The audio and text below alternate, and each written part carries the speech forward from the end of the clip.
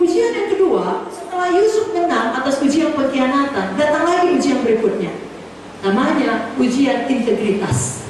Tadi Ibu Munti sudah bilang, integritas itu sudah dapat dipercaya. Hati saudara, mulut saudara, tindakan saudara sejalan. Dua orang punya integritas.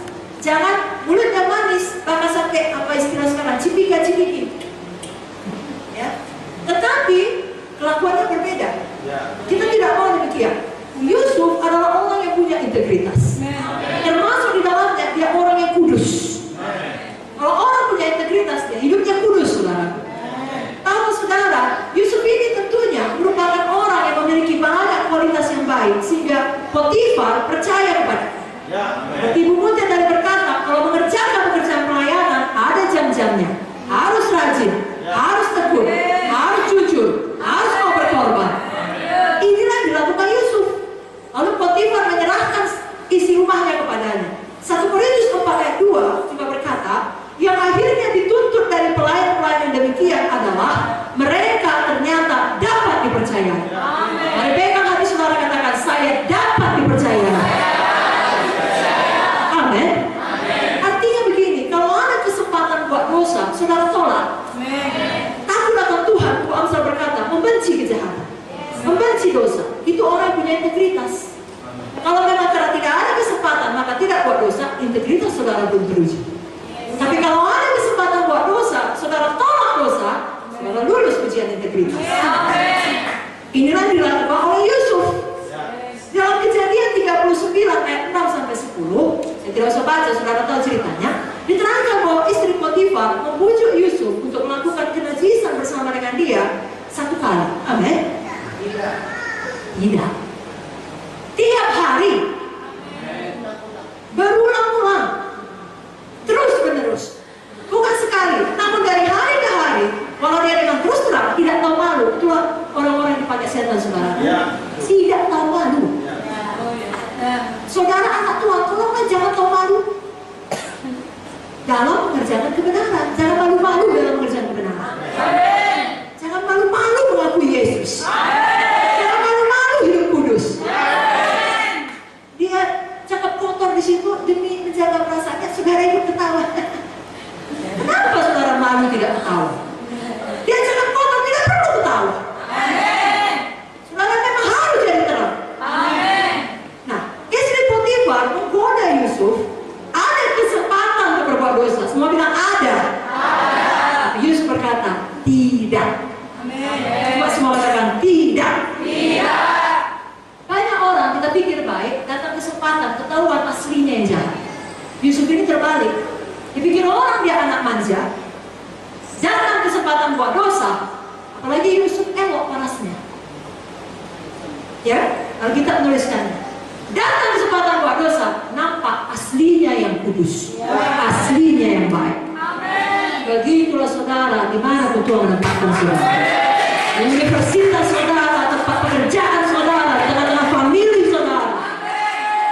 Ada godaan, nampak asli saudara yang kudus. Yusuf bisa punya banyak alasan. Tuhan, istri Potifar adalah bosku, aku harus mematuhinya. Kalau tidak nyawaku terancam. Tuhan, bukankah kau yang memberi akal? Akalku berkata demikian, Tuhan. Tuhan, mengertilah kelemahan manusia, aku pun manusia. Potifar itu bukan jelek, sangat cantik Tuhan. Tidak mungkin aku menolaknya. Yesus berkata, Tuhan, aku terpaksa. Hatiku tak mau, tapi terpaksa karena aku budaknya. Dan sebaliknya, sudah mulai sesat dia. Tuhan, kesempatan emas ini datang daripadamu. Karena tidak mungkin bosku, istri bosku sendiri, wanita sehebat dia, tarik kepada aku seorang budak. Ini betul-betul adalah pimpinan Tuhan. Banyak alasan bisa dibuat Yusuf, tapi Yusuf berkata tidak. Saudara pun bisanya buat alasan. Saya terpaksa, sekali ini saja. Semua orang juga nyontek, semua orang juga curang, semua orang juga korupsi, semua orang juga bohong, semua orang juga najis, semua orang juga pasang 3, pasang 2, banyak pacarnya dan segala macam. Saudara bisa buat alasan, tapi standar firman Tuhan tidak berubah, saudaraku. Kekudusan tetap kekudusan. Pilihlah firman Tuhan. Pilihlah menang atas ujian integritas. Walau mungkin setelah itu sama seperti Yusuf, di mata seluruh dunia khotib. Yang berkata bahwasanya Yusuf telah menjahatinya. Padahal kebenarannya Yusuf kudus. Saudara tidak usah peduli. Sepanjang saudara hidup benar, seluruh dunia berkata saudara salah. Ingat Mazmur tadi, Tuhan akan memunculkan kebenaran saudara seperti terang dan hak saudara seperti siang. Jadi malam ini saya mau teguhkan saudara, kalau ada kesempatan korupsi, katakan tidak. Ada kesempatan malas, katakan tidak. Ada kesempatan untuk curang, katakan tidak. Amin saudara. Dan khusus pada anak-anak muda, ada kesempatan untuk melakukan kenajisan, katakan tidak. Amin. Kenapa Yusuf ini mengatakan tidak? Karena dia lebih menyadari kehadiran Tuhan daripada kehadiran perempuan cantik itu. Tidak ada apa-apanya luaran ini. Dia tahu betul manusia sebenarnya adalah yang di dalam, bukan tubuh ini. Amin saudaraku. Itu sebabnya Yusuf menang. Saudara sadari kehadiran Tuhan. Dalam kamar saudara sendirian Tuhan hadir. Tidak segampang itu saudara membuka situs pornografi. Kamu mengerti? Kalau menyadari kehadiran Tuhan, kalau kelihatannya tidak ada manusia yang melihat, tapi Tuhan itu ada bersama dengan saudara.